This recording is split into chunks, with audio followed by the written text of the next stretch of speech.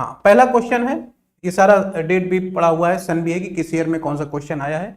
Our office is in the second floor of the sky scraper. हमारा office, sky scraper का मतलब हुआ कोई बिल्डिंग, बहुत बड़ी बिल्डिंग, बहुत ऊंची बिल्डिंग, उसको हम गगनचुंबी इमारतें, कोई इंग्लिश में स्काई स्क्रैपर कहते हैं। हमारा ऑफिस स्काई स्क्रैपर के यानी उस गगनचुंबी इमारत के सेकंड फ्लोर पे स्थित है। तो ये जो क्वेश्चन है किस टाइप का है वो भी हम लोग डिस्कस कर चल देंगे। ये सेंस बेस्ड है, माने किस सेंस में प्रीपोजिशन यूज होता है उसके आधार का ये क्वेश्चन है। तो ऐसे में आप सोचिए कि कोई इमारत है, उसके कौन से फ्लोर पे है, फर्स्ट फ्लोर पे है, सेकंड फ्लोर पे है, थर्ड फ्लोर पे है। इस तरीके से हमें जब भी चीजों को बताना होगा कि एक वस्तु दूसरी वस्तु के ऊपर किसी जगह पोजीशन में स्थित है, तो इस कंडीशन में हम लोग किसका प्रयोग करते हैं, ऑन का। तो ऑप्शन में देखें, यहां लिखा हुआ है is for the second floor, यहां इन था, ये थोड़ा टाइपिंग में गलत हो गया, इसको इज कर लीजिए।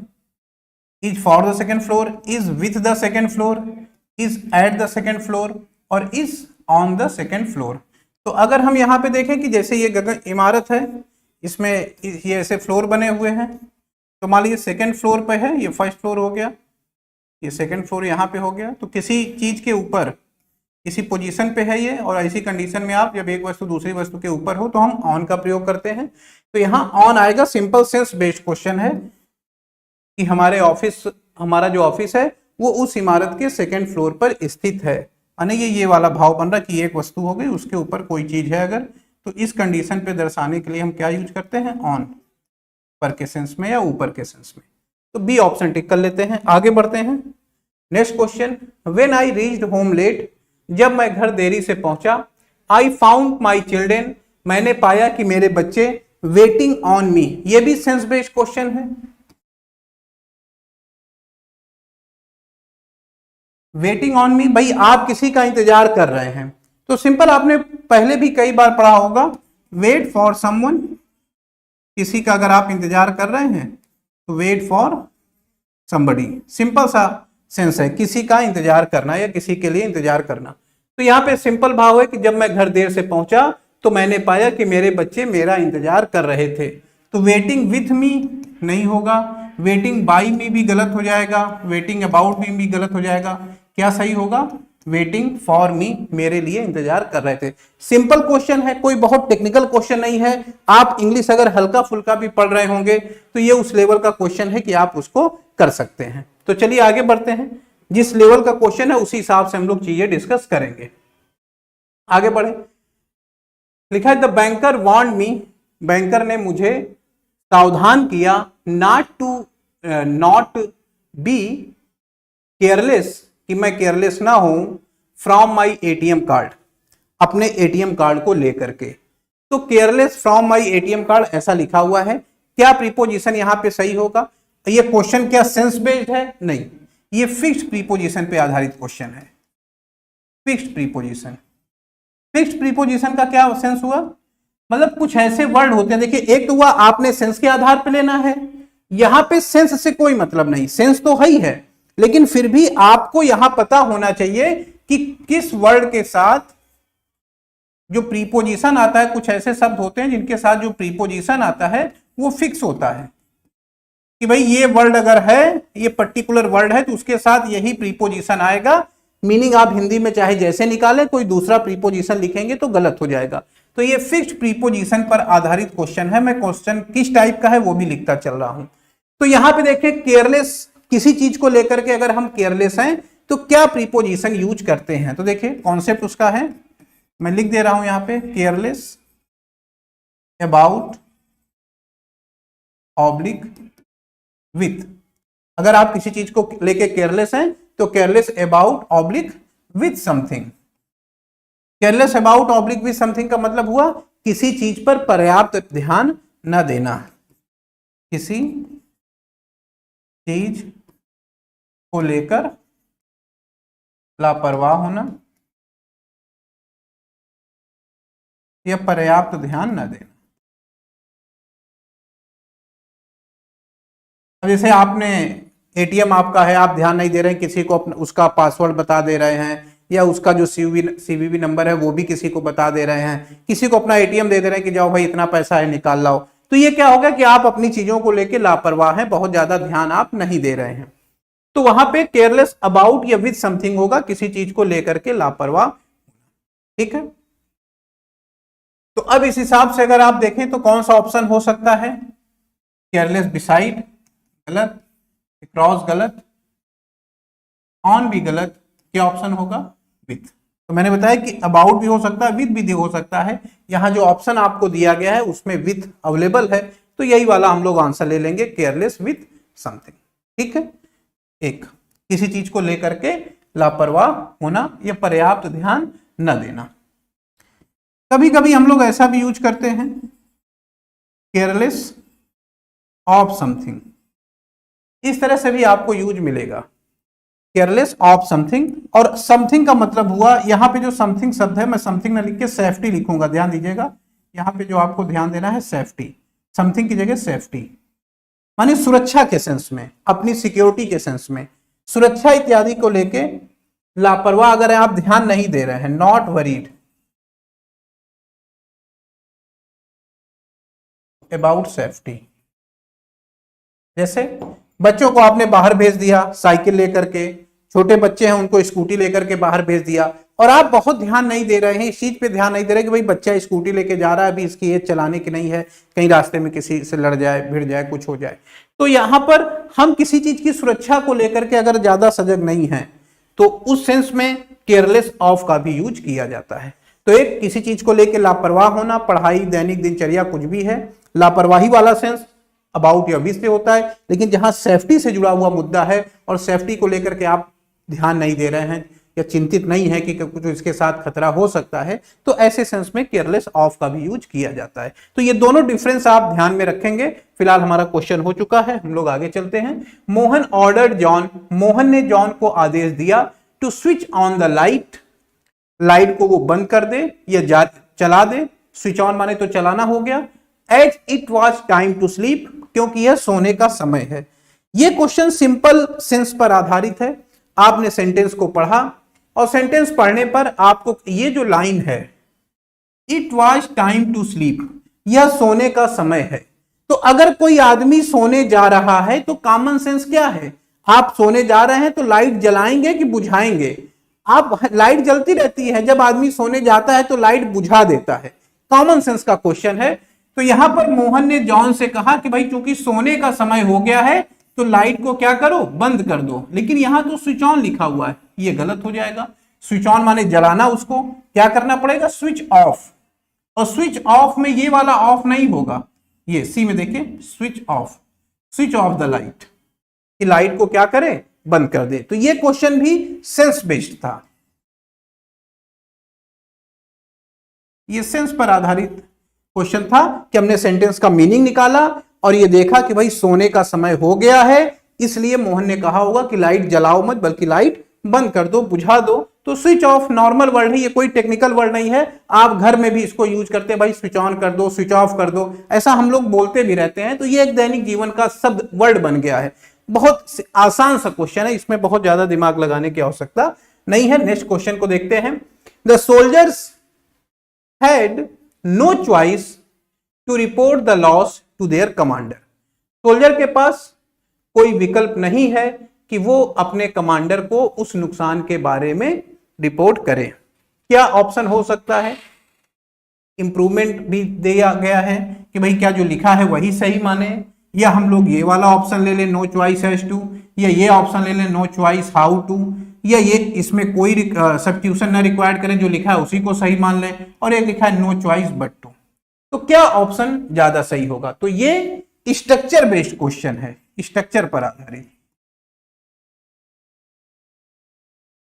स्ट्रक्चर बेस्ड क्या है? आपको स्ट्रक्चर पता होना चाहिए ग्रामर का। ये ग्रामर के कॉन्सेप्ट पे आधारित क्वेश्चन हो गया। क्या है grammar concept? Have no choice, have no choice but to do something. ये ग्रामर का स्ट्रक्चर है। Have no choice but to do something माने किसी कार्य को करने के अलावा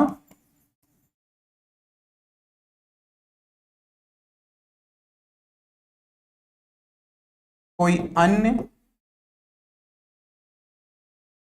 विकल्प ना होना, किसी कार्य को करने के अलावा कोई अन्य विकल्प ना होना, have no choice but to do something, किसी कार्य को करने के अलावा कोई अन्य विकल्प ना होना, इस तरीके से लिखा गया है। तो ये स्ट्रक्चर है। अगर ये पैटर्न आपको पता होगा तो आप बड़े आसानी से ये क्वेश्चन कर लेंगे, नहीं पता है तो हो सकता है आपको दिक्कत आए। ये जो भी चीजें मैं आपको बता रहा हूं ये सारा हमारे Telegram channel dream shaper SSC के नाम से जो है, जिसका लिंक डिस्क्रिप्शन बॉक्स में दिया गया है, आप वो चैनल ज्वाइन कर सकते हैं। और ये सारा मटेरियल जैसा मैंने लिखा है ये पीडीएफ फॉर्म में आपको वहां पर मिल जाएगा, आप चीजों को देख करके गो थ्रू हो सकते हैं। चलिए, तो इस हिसाब से हमारा ऑप्शन यहां कौन सा बनेगा, D, no choice but to. आगे बढ़ते हैं नेक्स्ट क्वेश्चन की तरफ। लिखा है select the sentence with the appropriate use to preposition. ठीक है, किसमें प्रीपोजिशन सही लिखा हुआ है वो ऑप्शन ढूंढना है। Children are fond to sweets, children are fond of sweets, children are fond with sweet और children are fond of sweets. माने यहां पे फॉन्ड के साथ देखा गया है तो ये फिक्स्ड प्रीपोजिशन का क्वेश्चन है। फिक्स्ड प्रीपोजिशन क्या है, fond of, fond of something होता है। फॉन्ड ऑफ समथिंग का मतलब किसी चीज का शौकीन होना।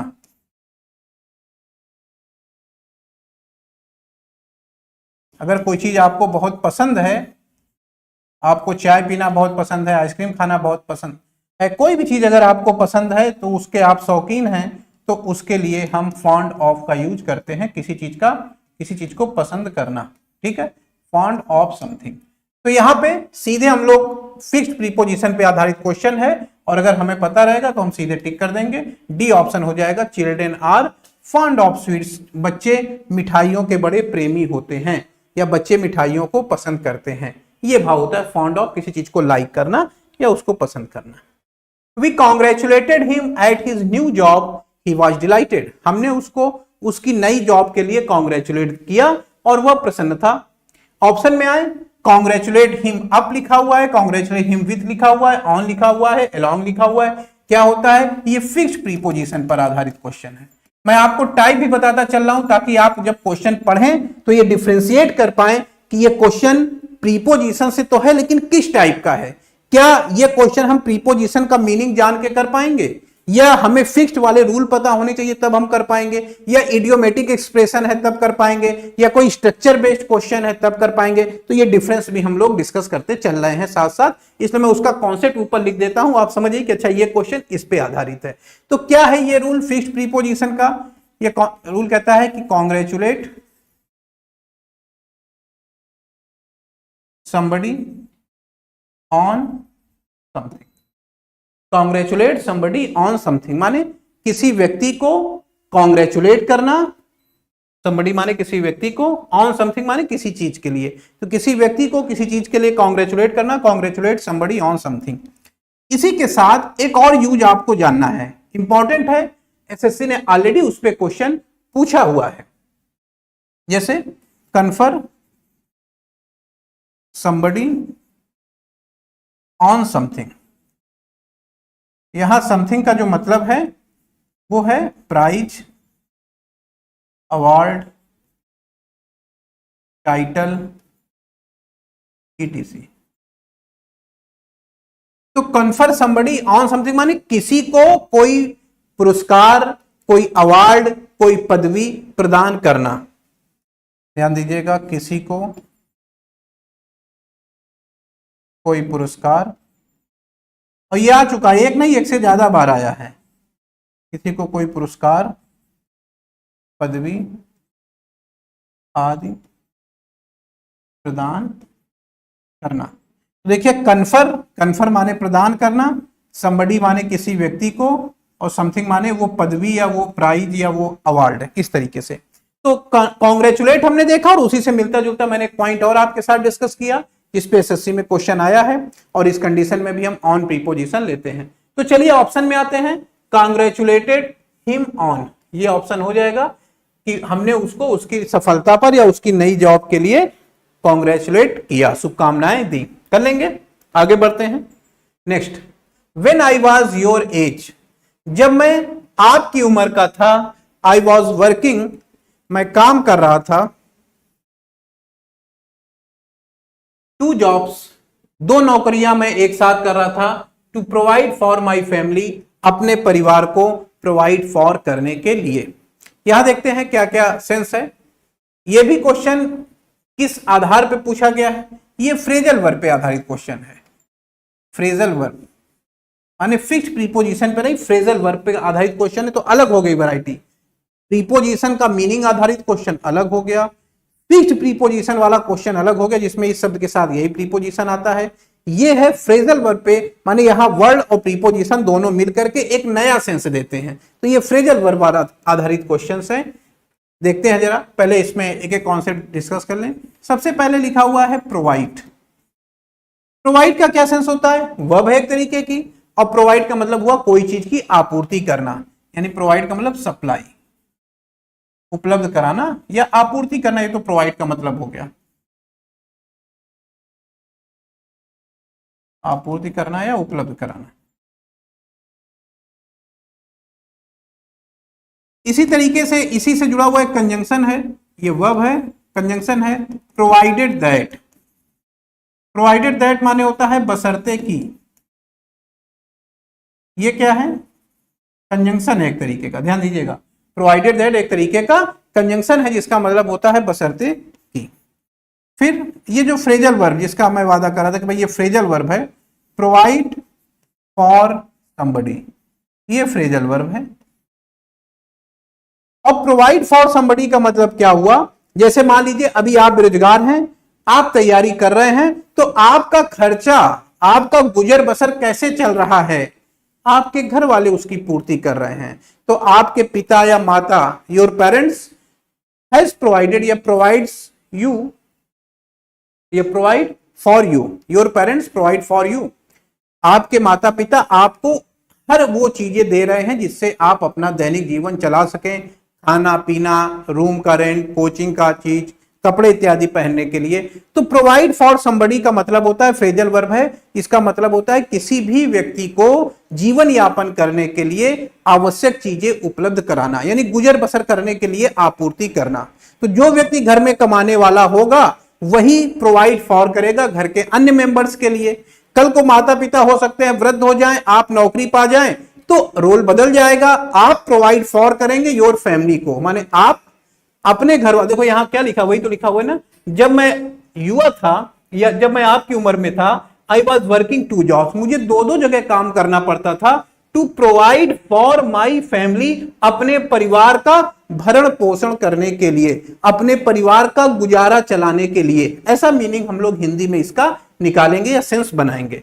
तो प्रोवाइड फॉर समबडी माने आपूर्ति करना, माने जीवन जीने के लिए या किसी नॉर्मल कंडीशन में कैसे सरवाइव हो जाएगा, टू सप्लाई फॉर सर्वाइवल। ठीक है, क्लियर हो गया। प्रोवाइड फॉर समबडी आप समझ गए होंगे कि प्रोवाइड फॉर समबडी हम किस सेंस में यूज करेंगे अगर कहीं पर आ रहा है। तो यहां पे ऑप्शन देखिए क्या हो सकता है, कई ऑप्शन दिए गए हैं, आप देखिए कि क्या ज्यादा सही होगा। ऑप्शन में हम लोग आ जाएं, टू प्रोवाइडिंग मी, ये तो कोई सेंस नहीं देगा। ऑन प्रोवाइडिंग कोई सेंस नहीं बन रहा है। फॉर प्रोवाइड टू, ये भी गलत लिखा हुआ है क्योंकि प्रीपोजिशन के बाद फर्स्ट फॉर्म है इसलिए गलत है।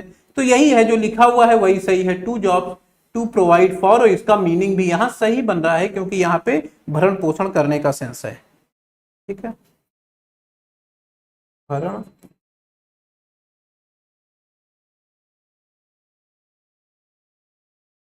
ऑप्शन हो जाएगा नो इंप्रूवमेंट। एक और यूज आप लिखना चाहें तो लिख सकते हैं, प्रोवाइड, ये सब मैं इसलिए मिलता जुलता लिख देता हूं ताकि आप कर पाए। Provide for something, provide for something माने किसी चीज की तैयारी करना, किसी आने वाली चीज की, कोई भी चीज आने वाला जो है उसकी आप प्रिपरेशन कर रहे हैं, बर्थडे आने वाला, कोई प्रोग्राम होने वाला है, आपका एग्जाम आने वाला, उसका जो हम प्रिपरेशन करते हैं वो प्रोवाइड फॉर कहलाता है, प्रोवाइड फॉर समथिंग। ठीक है, कर लेंगे। आगे चलते हैं अगले क्वेश्चन में। Holi is a festival of revelry and camaraderie. Holi एक त्योहार है, रिवेलरी का मतलब हंसी खुशी का, और किस चीज का है, कमारडेरी का। कमारडेरी का क्या सेंस हुआ, सद्भावना, मेल मिलाप, प्रेम मोहब्बत, उसको हम लोग जहां दो लोगों में आपस में प्रेम या सद्भावना रहे उस सेंस में यूज होता है। यहां मैं लिख भी दे रहा हूं, हर्ष उल्लास,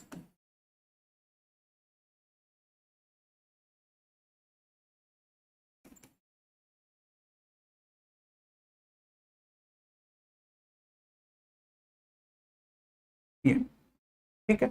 विच इज सेलिब्रेटेड, जो कि मनाया जाता है बिटवीन द कंट्री, देश के बीच में।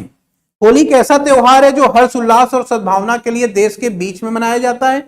सेंस नहीं बन पा रहा, यानी क्वेश्चन सेंस पर आधारित है भाई। बिटवीन माने तो बीच में होता है, दो लोगों के बीच में अगर कोई चीज हो रही है वहां पे हम लोग बिटवीन का प्रयोग करते हैं। एमंग का मतलब भी बीच में होता है, दो से ज्यादा के लिए। और क्या ऑप्शन है, at the country, celebrated at the country, देश में मनाया जाता है। Celebrated upon the country, celebrated across the country. तो यहां पर अक्रॉस ज्यादा सही वर्ड होगा। अक्रॉस का मतलब हुआ थ्रू आउट, किसी पूरे स्थान भर में, कोई प्लेस है उस पूरी जगह भर में अगर कोई चीज है तो अक्रॉस कहेंगे। अक्रॉस द गार्डन, पूरे बाग भर में। अक्रॉस द स्टेट, पूरे राज्य भर में। अक्रॉस द कंट्री, पूरे देश भर में। अक्रॉस द वर्ल्ड, पूरे विश्व भर में। तो यहां पे अक्रॉस जो वर्ड है वो ज्यादा सही सेंस देगा, क्योंकि भाव ये निकल रहा है कि होली ऐसा त्योहार है जो पूरे देश भर में मनाया जाता है। तो कोई काम इस भाव में आ रहा है कि यहां पे हर जगह हो रहा है। यानी अक्रॉस का सेंस क्या है कि जैसे मान लो ये कोई जगह है और इस पूरे में अगर है वो चीज फैली हुई ऐसे, उस पूरे में वो चीज अगर है, तो ये संपूर्ण चीजों को दर्शाने के लिए, संपूर्णता को दर्शाने के लिए हम लोग अक्रॉस या थ्रू आउट किसी को भी लिख सकते हैं। तो वही भाव है कि होली पूरे विश्व, भारत भर में मनाया जाता है। सेंस के आधार पे अक्रॉस द कंट्री, ये सेंस ज्यादा सही बैठेगा। डी ऑप्शन टिक करेंगे, सेंस पर आधारित क्वेश्चन है।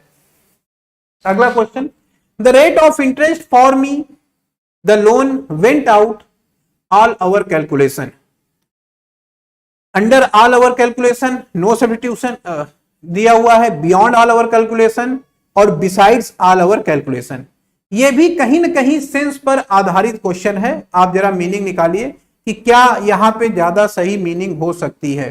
सिंपल है, सेंस पे आधारित है। पढ़िए जरा, rate of interest for me the loan, यानी लोन के लिए जो मेरा ब्याज की दर है, went out all our calculation, वो हमारे समस्त कैलकुलेशन से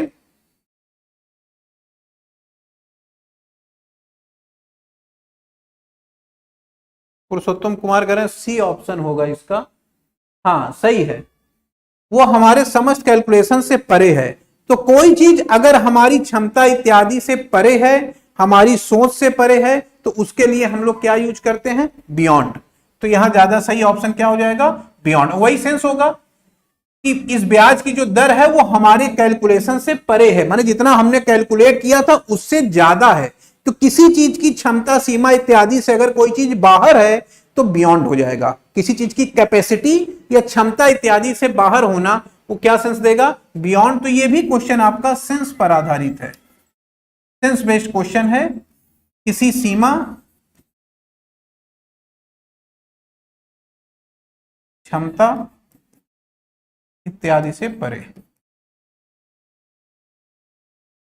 सीमा, क्षमता, सोच या समझ, यानी किसी चीज की आपकी जो बाउंड्री है उस बाउंड्री से परे है तो बियॉन्ड हो जाएगा।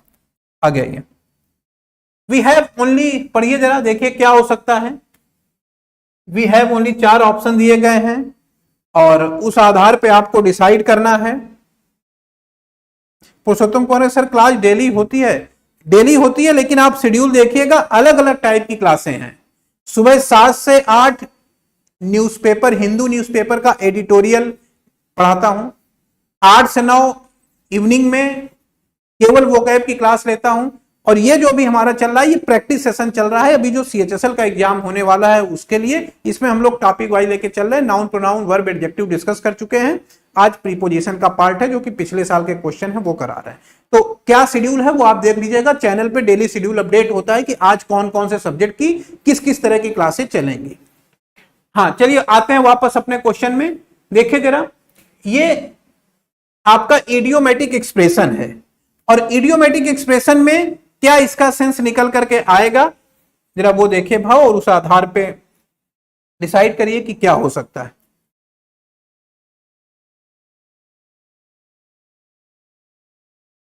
चार ऑप्शन है, कह रहा we have only just enough. यहां पे अगर आपको ये इडियम्स पता है, अगर ये इडियम पता है तो ही आप ये क्वेश्चन कर पाएंगे, नहीं पता है तो यहां फिर दिमाग लगाने से कोई फायदा नहीं निकलेगा। तब तो ईश्वर आपकी मदद कर सकते हैं तो ही आपका सही होगा, यहां मीनिंग से कोई मतलब नहीं है। आपने जो प्रीपोजिशन पढ़ा है, लेकिन आपको अगर ये इडियम्स पता है तो आप इसको आसानी से कर लेंगे। क्या होता है इडियम्स? तो ये इडियम पे आधारित क्वेश्चन है और वो इडियम आपको जानना जरूरी है। Up against it, up against it, ये इडियम्स है, अप अगेंस्ट इट। और अप अगेंस्ट इट का मतलब हो जाता है इन अ वेरी डिफिकल्ट कंडीशन, बहुत ही कठिनाईपूर्ण स्थिति में होना। अप अगेंस्ट इट, बहुत ही कठिनाईपूर्ण स्थिति में होना, ऐसा भाव निकल करके आएगा। और इसी से मिलता जुलता मैं एक और इडियम्स आपको बता दूं, हो सकता है कहीं वो मिल जाए, up against the wall. Up against the wall का भी मतलब निकल के आता है काफी ज्यादा कठिनाईपूर्ण स्थिति में होना, इसका भी यही सेंस है। और इसी से मिलता जुलता एक और इडियम्स है, याद आ रहा है दिमाग में, पूछा जा चुका, लिख देता हूं। इन ए क्वांड्री, इन ए क्वांड्री माने दुविधा या असमंजस की स्थिति में होना, दुविधा या असमंजस, व्हाट टू डू, क्या किया जाए, यह सेंस देता है इन ए क्वांड्री। तो इस क्वेश्चन में अगर हम देखें तो हमें सीधे सेंस पे आधारित क्वेश्चन है। We have only just enough money to live on now, हम भी, हमारे पास गुजारा करने के लिए बहुत पर्याप्त, यानी कि जस्ट इनफ, मात्र पर्याप्त पैसा है। And if my husband losses his job, यदि मेरे हस्बैंड की नौकरी चली जाती है, will really be up against it, निश्चित तौर पर हम काफी कठिनाईपूर्ण स्थिति में हो जाएंगे, हमारी स्थिति काफी खराब हो जाएगी। और वही भाव देता है अप अगेंस्ट इट, इडियम्स है पूरा। Up against the wall, same वही सेंस है। और इन ए क्वांड्री, एक और मैंने बताया, दुविधा या असमंजस की स्थिति में होना। कर लेंगे, आगे चलते हैं। अच्छा, इसमें टिक लगा लें, ये डी ऑप्शन आपका है, डी ऑप्शन में टिक लगा लेते हैं। ये सारी चीज आपको हमारे टेलीग्राम चैनल, जिसका नीचे लिंक दिया गया है, वहां पे आप जाएंगे तो PDF फॉर्म में ये सब आपको मिल जाएगा। ठीक है, आगे बढ़ते हैं। अगला क्वेश्चन देखिए, you must aware of friends who speak against you, आपको उन मित्रों से सजग रहने की जरूरत है, सावधान रहने की आवश्यकता है जो आपके खिलाफ बोलते हैं। और किसी से सतर्क रहना, सावधान रहना, इसका क्या मीनिंग होगा? ये क्वेश्चन ये है कि भाई इसका मीनिंग देखिए और इन चारों में क्या हो सकता है। तो बिवेयर ऑफ आपने पढ़ा होगा, किसी खतरे इत्यादि से सावधान, बिवेयर ऑफ होता है। बिवेयर ऑफ डॉग्स, कई बार आप देखते होंगे कुत्तों से सावधान, गेट पे लिखा रहता है, आप कई बार देखा होगा गेट पे लिखा रहता है बिवेयर ऑफ डॉग्स, कुत्तों से सावधान। तो कोई खतरा है जिससे आपको नुकसान हो सकता है, उस नुकसान से सावधान होने के लिए बिवेयर ऑफ का यूज करते हैं। बी ऑप्शन हो जाएगा, टिक कर लीजिए। सिंपल क्वेश्चन है, कोई बहुत टेक्निकल नहीं था। The students were warned on coming late to school, students were warned, विद्यार्थियों को चेतावनी दी गई, सतर्क किया गया, on coming late to school, school देर से आने के विरुद्ध। तो क्या हो जाएगा बताइए जरा, ये भी फिक्स्ड प्रीपोजिशन पर आधारित है। फिक्स्ड प्रीपोजिशन क्या है? वॉर्न अबाउट अगेंस्ट समथिंग, दो प्रीपोजिशन यूज करते हैं, वॉर्न अबाउट अगेंस्ट समथिंग, किसी चीज के खिलाफ किसी को सतर्क करना, किसी को वार्न करना कि भाई सावधान रहो, होशियार रहो, कई चीजें आपके खिलाफ ना हो जाए। तो पुरुषोत्तम कुमार करें भी, पता नहीं किसका, कौन से क्वेश्चन का। चलिए फिलहाल इसका आप समझ गए होंगे। वार्न अगेंस्ट हो जाएगा, स्टूडेंट को वार्न किया गया किस चीज के खिलाफ, against coming late to school, school देर से आने के खिलाफ। ऑप्शन आपका होगा ए ऑप्शन टिक कर लीजिए। और ये फिक्स प्रीपोजिशन पे आधारित था, मैंने बता दिया आपको। आगे चलते हैं। The student decided to surprise their teacher on her birthday. विद्यार्थियों ने यह निर्णय लिया कि वो अपने टीचर को सरप्राइज देंगे ऑन हर बर्थडे माने उनके जन्मदिन पर। ठीक है, ऑप्शन में देखें, there teacher at her birthday, there teacher on her birthday, her teacher on her birthday, इस तरीके से लिखा हुआ है। तो सबसे पहले प्रीपोजिशन को डिसाइड करते हैं।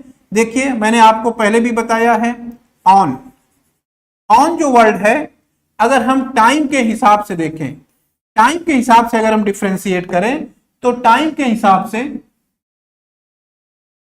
ऑन का प्रयोग हम करते हैं डे और डेट के साथ। कोई भी डे या कोई भी डेट है, कोई भी डे हो, जैसे मंडे है या इंडिपेंडेंस डे है,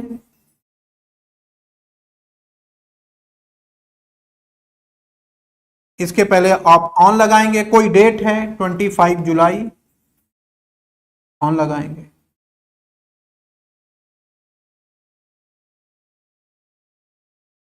इनका प्रयोग हम करते हैं वीक, मंथ, ईयर, डिकेड के पहले। जैसे इन अ वीक, इन मार्च, इन 2012, इस तरीके से बेसिक वाला डिफरेंस बता रहा हूं जिस टाइप से आया है ये। और अगर हम बात करें ऐड की, तो ऐड का प्रयोग हम फिक्स टाइम के पहले करते हैं, फिक्स टाइम के साथ। क्या हुआ फिक्स टाइम, जरा इसका एक आध एग्जांपल देखें। जैसे लिखा हुआ एट 7 o'clock, 7 बजे, एट डॉन, तो ये फिर अलग एक व्याख्या हो जाएगी, उधर नहीं जाते हैं। एक बेसिक छोटा सा डिफरेंस मैंने बताया, जितना यहां पूछा गया था उससे रिलेटेड। चलिए, तो एक बात समझ में आई कि भाई बर्थडे है या कोई भी डे हो, हर डे के लिए ऑन लगाते हैं। ऑन लगाते हैं तो जो इसमें ऑन नहीं है, एक तो ये गलत हो गया, बाकी सब बचे हैं। अब क्या हो सकता है, बाकी बचे ऑप्शन में बी, सी और जो लिखा है वो। यहां पर अब जैसे बी ऑप्शन है देयर टीचर, और यहां देयर है, तो कौन सा देयर होगा, ये जो THERE लिखा हुआ इस देयर माने तो वहां होता है, इसका मतलब होगा वहां। तो क्या वहां का सेंस है यहां पे, नहीं, ये तो पॉजिटिव केस है ना। विद्यार्थियों ने अपने टीचर को सरप्राइज देने का भाव दिया, तो यहां पर विद्यार्थियों के हिसाब से ये आ रहा है, और विद्यार्थियों के हिसाब से प्रोनाउन आप लेंगे तो देयर सही होगा, ये वाला ऑप्शन कट जाएगा। अब हमारे पास दो ऑप्शन रह गए, सी और डी, यानी तो जो लिखा है वही सही है या तो सी सही होगा।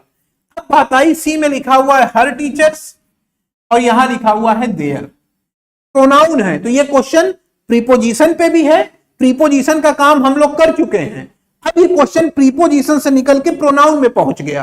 अब ये निर्णय हमारा कि सी होगा कि जो लिखा है वही सही होगा, ये प्रीपोजिशन से नहीं हो पाएगा क्योंकि दोनों में ऑन लिखा हुआ है। ये होगा हमारे प्रोनाउन के ज्ञान के आधार पे।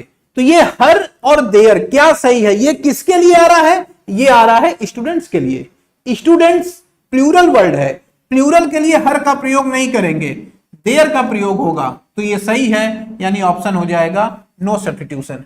डी ऑप्शन टिक कर लेंगे, यही हमारा सही ऑप्शन होगा। तो ये ध्यान देना है, कई बार कोई क्वेश्चन आप करते हैं तो उस क्वेश्चन में, कई बार कोई क्वेश्चन आप करते हैं तो उस क्वेश्चन में एक से अधिक कॉन्सेप्ट अप्लाई होते हैं और हमें उनको समझने की आवश्यकता होती है। सही आंसर है भाई पुरुषोत्तम कुमार जी आपका, डी आपने बताया है। आगे आइए 15, he was sitting besides his friend, simple sense पर आधारित क्वेश्चन है। बिसाइड्स और बिसाइड, बिसाइड्स माने इन एडिशन, के अतिरिक्त या के अलावा, और बिसाइड माने बाई द साइड ऑफ, के किनारे, के बगल में,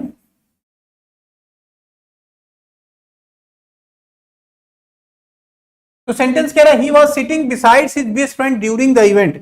उस पूरे इवेंट के दौरान वह अपने घनिष्ठ मित्र के बगल में बैठा था। यही तो भाव आ रहा है, ऐसा भाव नहीं आ रहा कि अपने मित्र के अतिरिक्त बैठा था। सेंस आ रहा है कि उस पूरी घटना के दौरान वह अपने मित्र के बगल में बैठा हुआ था। और बगल में की अंग्रेजी क्या होती है? बिसाइड। कौन सा ऑप्शन हो जाएगा? ये was sitting beside his friends. ये वाला बिसाइड्स होगा नहीं, गलत है। ये तो वैसे गलत हो जाएगा, वर लिख दिया है तो देखते ही गलत मान लेंगे आप। अबाउट का यहां भाव नहीं बनेगा, ये गलत है। तो ये तीनों ऑप्शन गलत है, यही सही है। ये सेंस पर आधारित क्वेश्चन था। नॉर्मल आपको पता होना चाहिए बिसाइड्स और बिसाइड्स के बीच में क्या अंतर है, तो आप इस क्वेश्चन को कर लेंगे। आगे आइए, नेक्स्ट क्वेश्चन पढ़िए। सीजीएल 2022 का है। सारे क्वेश्चन मैंने लास्ट ईयर के लिए हैं, आपने करे भी होंगे। मेरा प्रयास है कि उसमें मैं कुछ और चीजें ऐड कर दूं आपके लिए। चलिए 15 का बी ही था आंसर, देख लेते हैं। हाँ सही है भाई, बी सही आंसर है आपका। 16 में बताइए, they decided to have a meeting to discuss. आप लोग आंसर दे लीजिए, फिर मैं बताता हूं। To discuss about the project.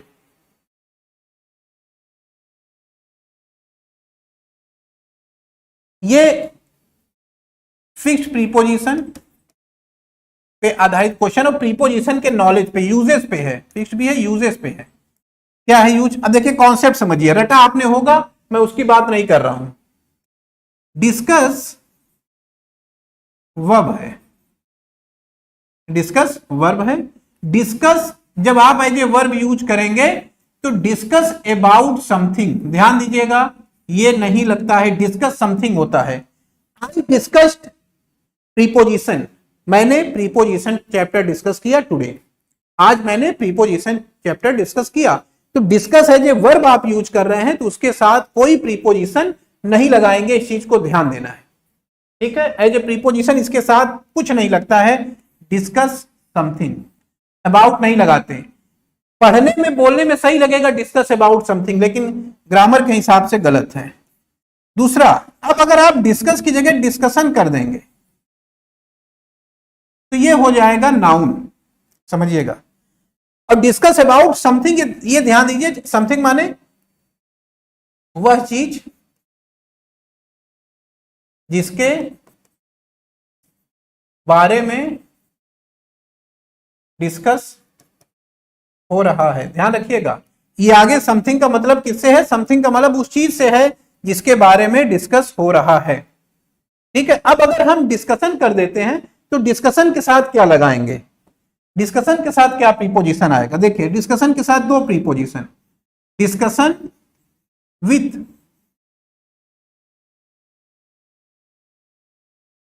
मतलब जिस व्यक्ति के साथ डिस्कशन कर रहे हैं उसके साथ विथ प्रीपोजिशन लगाएंगे।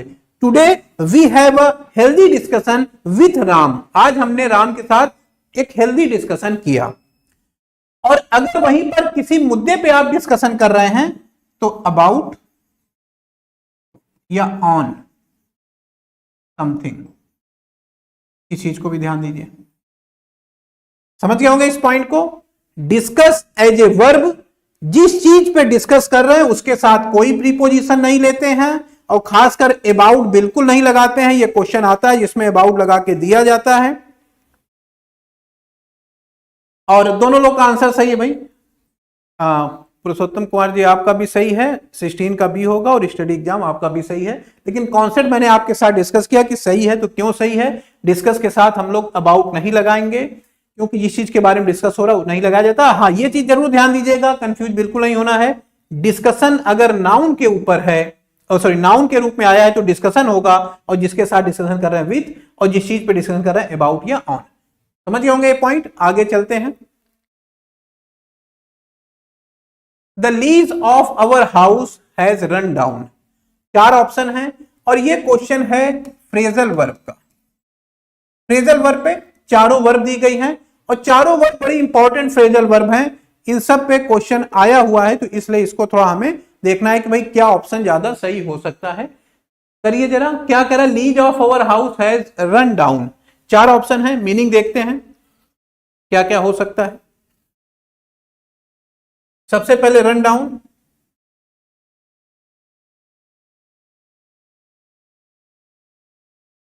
देखिए इसको शब्दों से समझिए। रन डाउन, रन माने दौड़ रहे हैं और डाउन माने नीचे, माने आपने चलते हुए गाड़ी से, मोटरसाइकिल से, बाइक से किसी को ऐसा टक्कर मारा कि वो डाउन हो गया। रन माने आप दौड़ते हुए आ रहे थे और उसको मारा, वो डाउन हो गया, माने टक्कर मारकर किसी को गिरा देना। कुचलना नहीं, ध्यान दीजिएगा, कुचलने का सेंस नहीं है, टक्कर मारा और गिर गया, ये सेंस डिफरेंस है, जरूर ध्यान दीजिएगा। कुचलना इसका मतलब नहीं होगा कि हमने उसके ऊपर गाड़ी चढ़ा दी, वो सेंस नहीं है। रन डाउन माने आपने टक्कर मारी, वो गिर गया, ठीक है, टक्कर मारकर गिरा देना।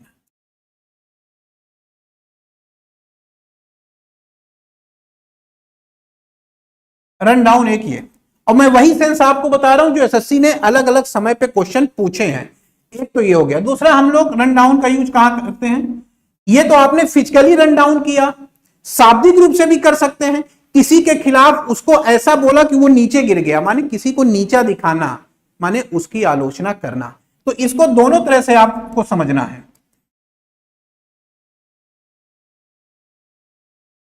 दोनों तरफ से देखना है, माने फिजिकली देख रहे हैं तो टक्कर मार के गिरा देना, और शाब्दिक रूप से देख रहे हैं तो क्रिटिसाइज समबडी, किसी की आलोचना करना। समझ गए होंगे आप? रन डाउन दो अलग अलग सेंस में, किसी की आलोचना करने के सेंस में भी यूज हो रहा है, और किसी को टक्कर मार करके गिरा देने के सेंस में भी यूज हो रहा है।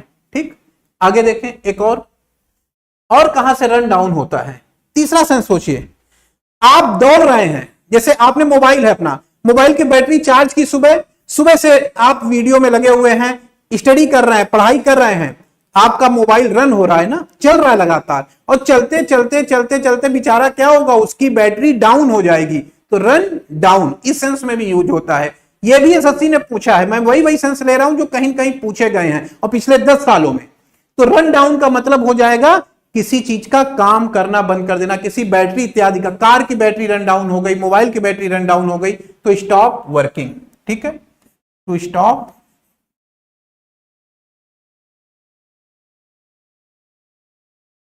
वर्किंग माने किसी चीज का काम करना बंद कर देना, या लूज पावर, उसका जो पावर है वो खत्म हो गया, वो भी आपका रन डाउन होता है। आगे आते हैं, रन इनटू। इस चारों फ्रेजल वर्ब ऐसी हैं जिसपे क्वेश्चन आया है, इसी में सबको डिस्कस कर दे रहा हूं ताकि अगर आप उससे रिलेटेड कहीं पर क्वेश्चन आए तो कर सकें। रन इनटू, रन इनटू का क्या मतलब हुआ? आप चले जा रहे थे, कोई आ रहा था, अचानक किसी से मुलाकात हो गई, तो अचानक मिलने के सेंस में भी हम लोग रन इनटू का प्रयोग करते हैं। रन इनटू समबडी, अचानक मिलना।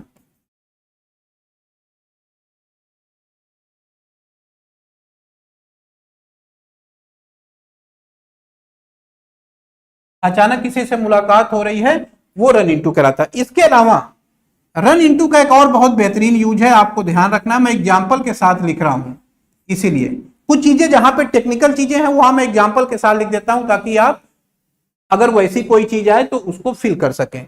Run into danger, run into danger का मतलब क्या हुआ?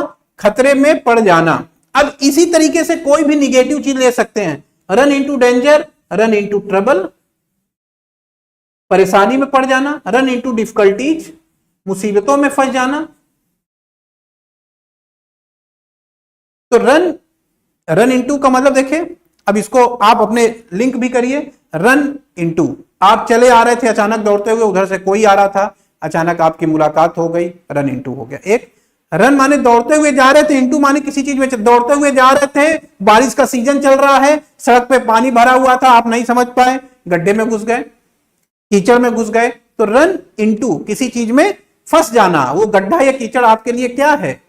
खतरा है, परेशानी है, कठिनाई है। तो किसी कठिनाई में, किसी परेशानी में फंस जाना, तो इसको जोड़िए, रन इनटू। सेट करिए कि भाई दौड़ते हुए मैं जा रहा हूं तो कहीं पांव फिसल के मैं गिर भी सकता हूं, गड्ढे में जा सकता हूं, पानी भरा हुआ है अगर सड़क पे, तो दौड़ते हुए नहीं जाना है, आराम आराम से चलना है। रन इनटू कर लेंगे, चलिए। आगे आते हैं, दो फ्रेजल वर्ब हमारी हो गई, एक तो रन इनटू हो गई, एक रन डाउन हो गई। अब देखते हैं अगला ऑप्शन क्या है। तीसरा ऑप्शन हमारा है रन आउट। रन आउट, ये तो क्रिकेट में सुना हुआ शब्द लग रहा है। रन आउट हो गया बैट्समैन, और रन आउट हो गया अगर बैट्समैन तो इसका मतलब क्या, मैदान में उसका काम खत्म, अब जाए आराम से घर बैठे। तो इसी तरीके से अगर कोई चीज उसकी सीमा अवधि, उसका जो पीरियड उसको मिला था, जो समय उसको मिला था, अगर वो खत्म हो जाता है तो वो चीज क्या हो जाती है, रन आउट हो जाती है। समझ गए? क्रिकेट से जोड़िए, क्रिकेट आप देखते होंगे, कभी न कभी खेले भी होंगे, तो वहां से आप रिलेट कर लेंगे। रन आउट, तो रन आउट का मतलब क्या हुआ, एक्सपायर। एक्सपायर, एक्सपायर हो जाना किसी चीज का। एक्सपायर माने समाप्त हो जाना, खत्म हो जाना। किस चीज का खत्म हो जाना, सोचिए जरा, किसका खत्म हो जाना? किसी से आपने कोई समझौता किया है, कोई एग्रीमेंट किया है, एक्सपायर एग्रीमेंट, कोई एग्रीमेंट खत्म हो गया, कोई इस तरीके से, या कोई लीज थी वो खत्म हो गई। दूसरा और क्या एक्सपायर हो सकता है, बहुत सारी चीज। आप चीनी खरीद के लाए थे 1 किलो, रोज चाय बना रहे हैं, और रोज चाय बना रहे हैं तो कुछ दिन में आपकी चीनी क्या हो जाएगी, रन आउट हो जाएगी। तो to use up of something माने किसी चीज को यूज कर लेना, टू यूज अप, किसी चीज को यूज कर लेना, या किसी चीज की सप्लाई को खत्म, फिनिश, सप्लाई ऑफ समथिंग, किसी चीज की सप्लाई को समाप्त कर दिया। मेरी क्लास डेली चल रही है, मैंने क्लास बंद कर दिया, मैंने कहा बस बहुत हो गया भाई, फ्री में अब नहीं पढ़ाऊंगा। तो ये क्या हुआ, क्लासें रन आउट हो गई, उसकी सप्लाई बंद कर दी गई। तो उसको उस क्रिकेट वाले सेंस से जोड़िए, रन आउट कर लेंगे। तो रन डाउन हम लोगों ने देख लिया, रन इनटू देख लिया, रन आउट देख लिया, और यही 3 फ्रेजल वर्ब यहां पे इंपॉर्टेंट थी, और सारी मैंने आपको इंपॉर्टेंट वाली फ्रेजल वर्ब बता दी है। ठीक है, चलिए कर लेंगे। तो फिलहाल अपने क्वेश्चन में आइए। क्वेश्चन क्या कह रहा है कि जो लीज है वो समाप्त हो गई।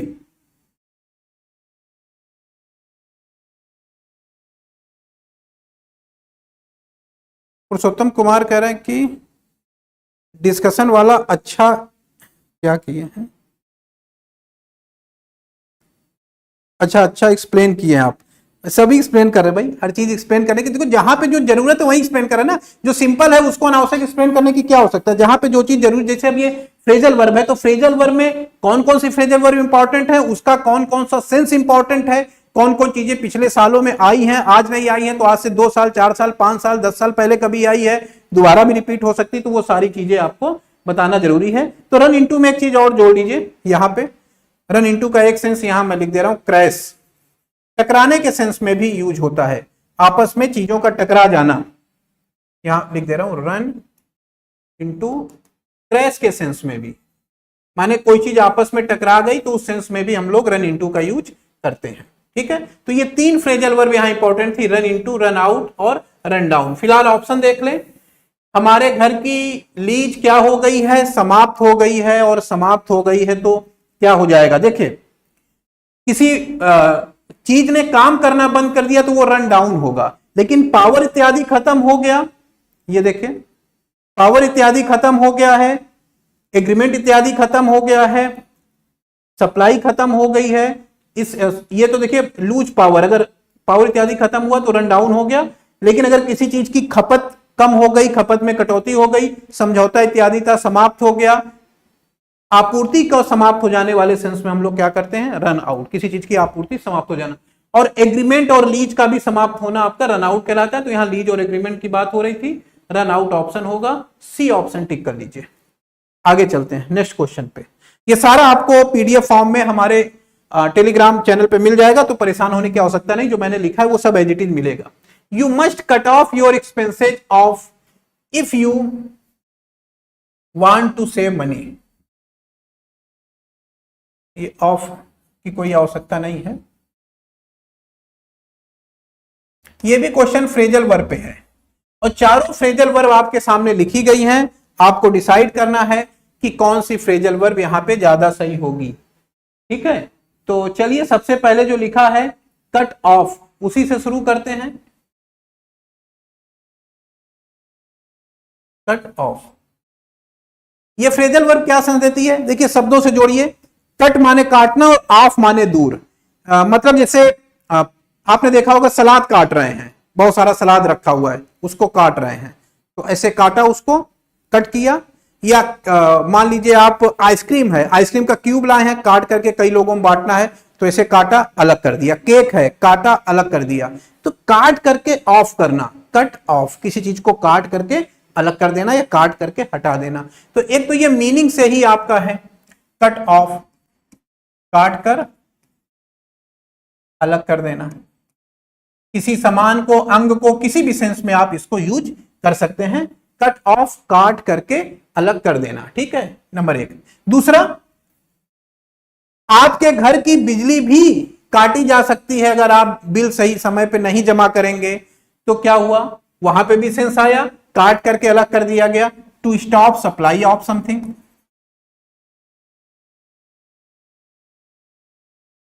आपके घर में बिजली पानी काटा जा सकता है, टेलीफोन का कनेक्शन काटा जा सकता है, गैस का कनेक्शन काटा जा सकता है, अगर आप उसके बिल नियमित तौर पर जमा नहीं करेंगे, सही समय पे जमा नहीं करेंगे, तो वो चीजें भी काटी जा सकती हैं। और कट ऑफ का कहां यूज करते हैं, बहुत सारे यूज हैं, लेकिन देखिए मैंने आपको बताया वही यूज समझना है जिसमें ये फ्रेजल वर्ब ज्यादातर यूज होती हैं, कॉमन लैंग्वेज में यूज होती हैं, या जो बोलने वाले लोग हैं ज्यादा इंग्लिश वाले वो उनको यूज करते हैं, या जो हमारे एग्जाम में पहले पूछा जा चुका है, तो उन्हीं चीजों पे हमें डिस्कस करना है। बाकी दुनिया भर की मीनिंग रटेंगे तो यहीं रह जाएंगे, आगे नहीं बढ़ पाएंगे। दूसरा जो सेंस एसएससी ने जो पहले क्वेश्चन पूछा इस पे कभी, वो किस सेंस में पूछा है, to interrupt somebody from speaking. कोई आदमी कुछ बोल रहा है, बीच में आपने उसमें इंटरप्ट कर दिया, टोक दिया, खुद ही ज्ञानी बनने लगे, तो उस सेंस में भी हम लोग कट ऑफ का यूज करते हैं। कट ऑफ, तो देखिए कट, इसको शब्दों से जोड़िए, काट करके अलग कर दिया, कट ऑफ हो गया। एक, आपकी बिजली पानी इत्यादि काट दी गई, रोक दी गई, वो कट ऑफ, आप कट गए उससे। तीसरा, कोई कुछ बोल रहा था, मैं ही कुछ बोल रहा हूं और आपने बीच में कुछ इधर उधर की बात कर दी, तो वो भी क्या हो गया, वो भी क्या होगा, कट ऑफ हो जाएगा। ठीक है, योर कर लो भाई, इतना समझ जाएगा, कुछ कॉमन सेंस आप भी रखा करिए। वो करें यू, यहां पे नहीं होगा, योर होगा, सही कह रहे हो, योर कर लो। वो टाइपिंग भाई, कुछ टाइपिस्ट भी है बेचारा, हो जाती है उससे भी गलती, इंसान वो भी है। और ये इरर का क्वेश्चन तो है नहीं, हम वहां पे ध्यान नहीं दे रहे हैं, लेकिन आपने सही ध्यान दिलाया, अच्छी चीज है, ऐसे ही आपका ऑब्जर्वेशन होना चाहिए। ठीक है, you must cut off your expenses कर लीजिए। तो चलिए फिलहाल हम लोग कट ऑफ, ये देखिए ये क्या किया आपने, अभी आपने मुझको कट ऑफ कर दिया, बता कुछ रहा था, बीच में आपका कमेंट पढ़ लिया, कट ऑफ हो गया, मैं दिमाग मेरा डाइवर्ट हो गया उस जगह। इंटरप्ट करना किसी को, कोई आदमी बीच में बोला, आपने कुछ बोल दिया तो इंटरप्ट हो गया, ये कट ऑफ। आगे बढ़ते हैं, कट ऑफ समझ गए होंगे, यही 2-3 सेंस कट ऑफ के इंपॉर्टेंट है। अब आगे आए, बी ऑप्शन देखते हैं, कट डाउन ऑन, बड़ी इंपॉर्टेंट फ्रेजल वर्ब है, एसएससी ने एक से ज्यादा बार इस पे क्वेश्चन पूछा है, तो आप भी इसको हल्के में नहीं लेंगे। Cut down on, cut down on क्या सेंस होता है, सोचिए जरा। कट डाउन, कट माने काटना हो गया, और डाउन माने नीचे से। जैसे फॉर एग्जांपल गन्ना है, उसको आपने नीचे से काट दिया, तो नीचे से काट दिया तो छोटा हो जाएगा। कट डाउन माने काटना किसी चीज को, और डाउन माने चाहे नीचे से काटिए, ऑन माने ऊपर से काटिए। तो गन्ने को चाहे नीचे से काटिए चाहे ऊपर से काटिए, दोनों तरीके से गन्ना बेचारा छोटा हो जाएगा। तो कट डाउन ऑन, नीचे और ऊपर से किसी चीज को काटना, इसका मतलब किसी चीज को छोटा कर देना।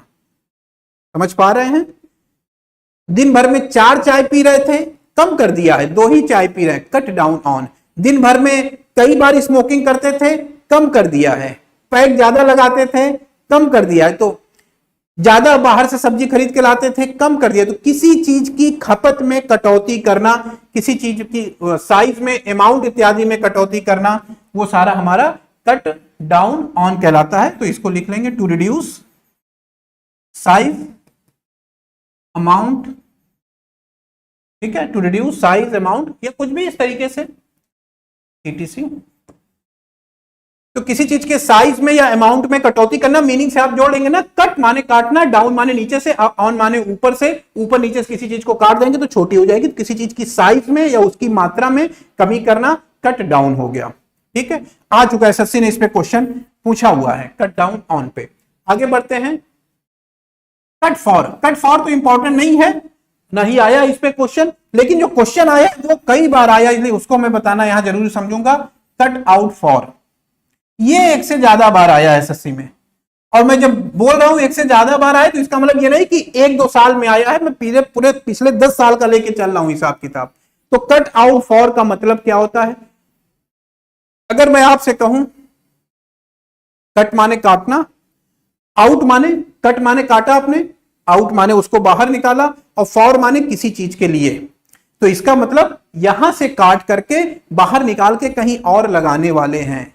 इसका मतलब वो बेकार की चीज नहीं है, अच्छी चीज है, तभी तो उसको यहां से निकाल रहे हैं, और फॉर कहीं के लिए उसको फिर से आप यूज करेंगे। तो कट आउट फॉर का मतलब हुआ किसी पद के योग्य होना। एसएससी क्या करेगी? इस भीड़ में से कट आउट करेगी, आपको बाहर निकालेगी। आ जाओ भाई, बहुत सारे लोग हैं, आप बाहर आओ। कहां के लिए? चले जाओ इनकम टैक्स में, चले जाओ एक्साइज ऑफिस में, चले जाओ जो है फॉरेन मिनिस्ट्री में, या चले जाओ पोस्टल डिपार्टमेंट में। तो कट आउट फॉर किसी पद के लिए योग्यता होना या किसी पद के लिए उपयुक्त उम्मीदवार होना। तो आपके दैनिक जीवन के हिसाब से भी इंपॉर्टेंट है, कई बार इसीलिए एसएससी ने पूछा भी है। तो हिंदी में मीनिंग लिख दे रहा हूं, किसी